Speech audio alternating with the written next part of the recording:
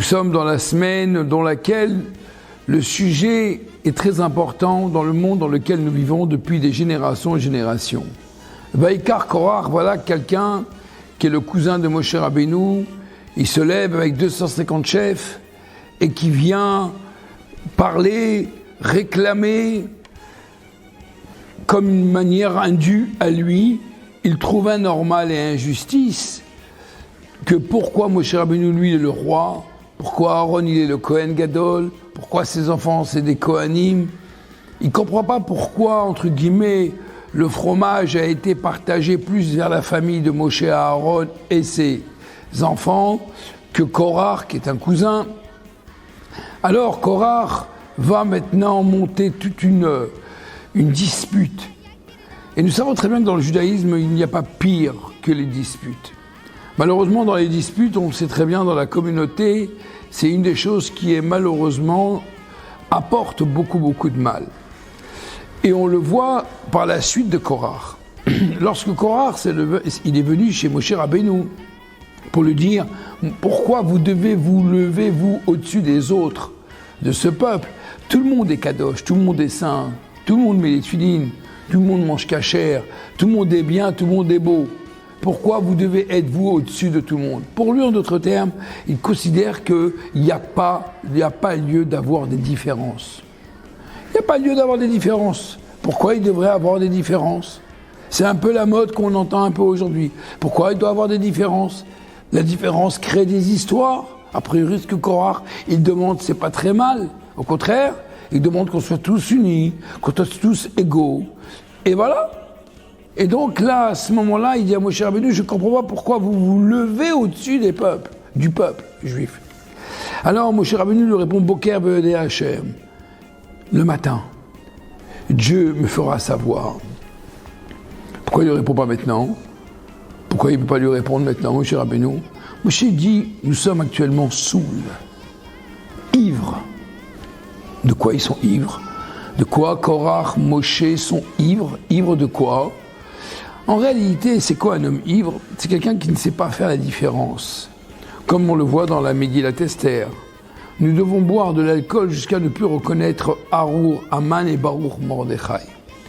Moshe Rabbeinu lui explique le matin, Dieu me fera savoir. De la même manière que Dieu il a créé dans le monde le Erev, la nuit, le Boker, le matin, Laïla, la nuit, la lumière, Or et Chocher, lumière, obscurité, jour et nuit. Il y a bien une différence. De la même manière également, Dieu l'a créé, Israël, un Kohen, un Lévi, un Kohen, un Lévi, un Israël distinct, un roi. Dieu, il a établi des différences. Mais Korach, lui, il ne percevait pas les choses de cette manière. Il considérait qu'il n'est pas normal d'avoir des différences. Au contraire, l'unité, a priori, son raisonnement, il n'est pas si mauvais que cela. Et là, Moshe Rabbeinu lui dit non. D'où vient la jalousie ? La jalousie, les gens pensent que la jalousie, on voit chez quelqu'un, on voit beaucoup dans la communication, dans la publicité, qu'on veut nous vendre des vacances. Regarde, il y a un tour en Italie, aux États-Unis, à Dubaï, à droite, à gauche. Alors, si tu veux être un homme heureux, va là-bas en Italie. Si tu veux être un homme vraiment heureux, va à Dubaï. Si tu veux être un homme comme ça, va aux États-Unis. Donc on nous interpelle par les communications et la publicité à croire, à dire que ceux qui ne vont pas là-bas, ceux qui n'écoutent pas cette publicité, eh bien ils sont rien, eux. L'endroit où tu es, tu ne vaux rien. Mais par contre, si tu fais ce que je te dis, la communication de tel endroit à tel endroit à tel endroit, tu vas être un homme heureux. En vérité, il veut te dire que l'endroit où tu es aujourd'hui, tu n'es pas un homme heureux. C'est-à-dire, en d'autres termes, comme souvent malheureusement, des fois, lorsqu'une personne veut faire une bar mitzvah, elle veut faire un mariage, il va essayer de chercher, malheureusement aujourd'hui dans notre génération, il va essayer de chercher quelque chose que l'autre n'a pas fait. Parce que faire ce que l'autre a déjà fait, il n'y a rien de nouveau sous le soleil.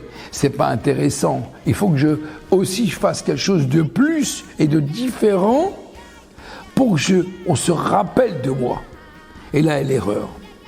En d'autres termes, c'est écrit que c'est connu que si tu ne sais pas qui tu es, si tu ne sais pas où est ta place, eh bien sache une chose, un homme n'a pas de valeur. Un homme, sa vraie valeur, à part le fait qu'il a un rôle, il doit savoir quel est son rôle, mais il doit savoir quelle est la vraie valeur. On est tous identiques. Si on réfléchit bien dans l'origine même, Korach, Moshe, Avram, Yitzhak, même les plus simples, les juifs les plus simples de toutes les synagogues, de qu'est-ce que vous voulez, les personnages, des fois dans la synagogue nous avons des personnes qui ont des diplômes médicaux, nous avons des gens intellectuels en informatique, et nous avons de tout. Nous avons aussi des gens très simples. Eh bien la Torah nous dit que la valeur, tout le monde a la même valeur, mais le rôle est différent. D'ailleurs la loi juive, qu'est-ce qu'elle dit ? Si un jour que Dieu nous en préserve nos ennemis, le Maïmonide dit, si un jour nos ennemis ils viennent nous demander, donnez-nous quelqu'un qui ne voit pas tellement, qui est malade, qui est fatigué, comme ça on ne vous tue pas. Eh bien la loi juive dit non, tout le monde doit être tué. On ne donne pas, on ne décide pas parce que quelqu'un il n'a pas en termes de valeur personnelle, il n'est ni médecin, ni avocat, ni chef d'entreprise, alors on peut le donner, c'est pas ça qui fait la valeur de l'homme. La vraie valeur de l'homme, c'est son rôle, c'est sa mission. Korach, dans cette paracha, c'est ce que les commentaires, le Ramban, Rabbi Moshe ben Nachman, il y a 700 ans, il pose une question très forte. Il dit, mais j'ai pas compris Korach. Pourquoi tu viens maintenant attaquer Moshe Rabbeinu juste au moment des explorateurs, après les explorateurs ? Cette histoire de Moshe Rabbeinu qui a été nommé, ça ne date pas d'aujourd'hui. Cette histoire que Aaron a été nommé, ça ne date pas d'aujourd'hui. Les enfants de Aaron, c'est pas d'aujourd'hui. Pourquoi tu viens maintenant ? Parce qu'en général, quand quelqu'un il fait des histoires, il ne va pas faire des histoires quand tout va bien. Quand les Juifs sont pardonnés du vaudeur, il ne va pas venir à ce moment-là. Quand les Juifs sortent d'Égypte, tout va bien. Quand Dieu fait des miracles, tout va bien. Le Korach, celui qui aime les histoires, il vient où on est à un moment faible. Où on est à un moment faible. À un moment où réellement, où il y a l'histoire des explorateurs, où ils ne veulent pas rentrer en Eretz Israël. Et donc là, ça crée un désordre. Et donc là, il dit, c'est le moment. C'est le moment de rentrer et de faire des problèmes. Et donc les gens vont mieux entendre quand il y a le désordre, quand il y a un manque de déstabilisation. Moshe Rabbeinu, tu nous as amenés ici pour finalement tous mourir dans le désert. Donc finalement, tu n'as pas été un bon leadership. Et là, à ce moment-là, il rentre. Voilà le côté de Korach. Les gens qui cherchent des histoires et qui font des histoires viennent à un moment où il y a une transmission de pouvoir, où il y a finalement parfois un moment un trou d'air. Et c'est là, Korach, qu'il utilise toutes ses forces pour créer tout le problème. Et en vérité, son problème à Korach, c'est qu'il était quelqu'un qui est Korach ben Tzar ben Kehat. Il était quelqu'un de très important. Il transportait l'arche. Ça ne suffit pas. Ça ne suffit pas d'être un Lévi. Non. Quand quelqu'un qui est jaloux, c'est quelqu'un qui a quelque chose, mais qui en vérité qui n'est pas content de ce qu'il a, et donc il regarde ce que chez l'autre il a, et donc il veut ce que l'autre il a. Et donc à partir du moment que quelqu'un ne sait pas ce que lui, quel est son rôle à lui, finalement, c'est là qu'il y a un désordre total. Quand quelqu'un ne sait pas qu'est-ce qu'est nuit, qu'est-ce qu'est jour, qu'est-ce qu'est lumière, qu'est-ce qu'est obscurité, quand on mélange tout ça, eh bien ça fait un balagan, ça fait un désordre. C'est la raison pour laquelle que la vraie unité, ce n'est pas qu'on est tous identiques, c'est faux. On est tous identiques en termes de valeur. Cohen, Lévi, Israël. Mais en termes de fonction, on est différents. Et chacun, il a une fonction. Et c'est très important dans notre vie de savoir quelle est notre fonction. Et lorsqu'on vit notre propre fonction, eh bien, tout le reste, il est déjà occupé. Quand quelqu'un il a ça dans sa tête, comme quoi qu'il va vivre pleinement sa fonction, eh bien, tout le reste, il est à fous, comme on dit, il est occupé. Et dans ce cas, il ne cherchera pas à prendre quelque chose d'autre qui n'est pas à lui, quelque chose d'autre qui n'est pas à sa place. C'est la raison pour laquelle c'est ça qui crée parfois les querelles et les histoires. Korach a voulu toucher quelque chose qui n'était pas à sa place.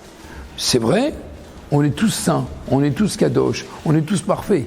Il n'y a pas de problème, c'est vrai. Mais par contre, Dieu il a choisi, il a différencié le rôle de chacun. Que Dieu il fasse que, en cette semaine qui est à quelques jours de Gimel Tammuz, jeudi, si Dieu veut, beaucoup de Juifs vont voyager chez le Rabbi, demander des brachot. C'est une Iloula, le jour du Gimel Tammuz. C'est un moment très très fort. toutes les actions que le Rabbi il a fait et qu'il fait jusqu'à aujourd'hui redescendent sur terre et amènent des Yeshua, des délivrances pour le Ham Israël, il est important de demander une bracha spécifiquement jeudi au Rabbi, en envoyant par fax à mon numéro de téléphone au 06 14 25 67 81 afin qu'on puisse demander au tzaddik une bracha. Eh bien, lorsque Dieu choisit certains hommes qui leur rôle est justement d'éclairer la communauté juive, d'apporter du soutien, de la chaleur dans le monde entier, comme on peut remarquer ce que le Rabbi a fait, ce que le Rabbi, ces shlochim dans le monde font aujourd'hui et continuent de faire jusqu'à la nuit du Mashiach, j'espère très prochainement, que Dieu y fasse, que Bezrat Hashem on entende des bonnes nouvelles. Shabbat Shalom.